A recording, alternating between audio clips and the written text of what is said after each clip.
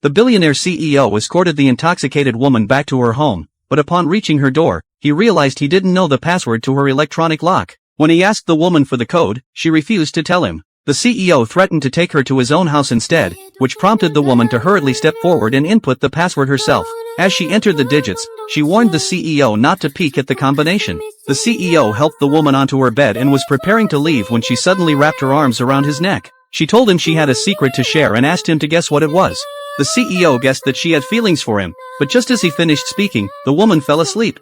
Seeing the tears at the corners of her eyes, the CEO realized that his previous rejection had caused her significant pain and decided he needed to win her back. After returning to his own room, the CEO reflected on how he had recently rejected the woman's confession of love. He deeply regretted his decision and began contemplating how to make things right with her. The next day, the woman woke up from her drunken state to the sound of someone knocking at her door. She immediately felt nervous until she heard the CEO calling her name from outside, which let her know it was him. The woman was puzzled about how the CEO had gotten into her home. Confused, the woman walked out of her room to find that the CEO had already prepared breakfast for her. She questioningly asked how he knew her door code, but the CEO simply urged her to eat quickly. When the woman insisted that he leave her house, the CEO leisurely continued working from her home. Seeing his brazenness, the woman sarcastically commented that he seemed experienced, noting that he even knew how to remove her makeup. The CEO explained that sleeping with makeup on was bad for the skin. Upon hearing this, the woman immediately kicked the CEO out of her house.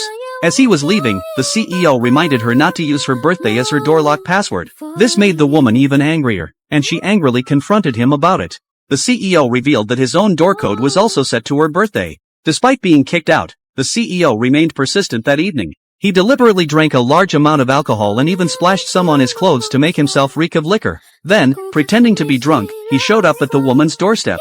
The woman inside was startled by the noise at her door and quickly checked the security monitor outside. Only after confirming it was the CEO did she feel safe enough to open the door and demand to know why he had come to her house.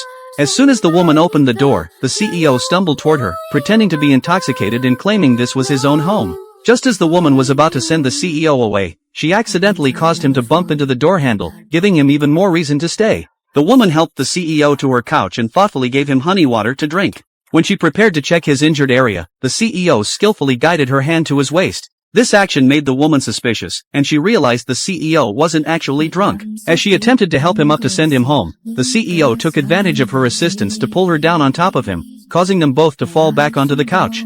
The woman struggled to free herself from underneath the CEO and was about to scold him when she discovered he had fallen asleep. Left with no choice, the woman reluctantly allowed the CEO to stay overnight. The next morning when the CEO woke up, he found the woman sitting nearby watching him.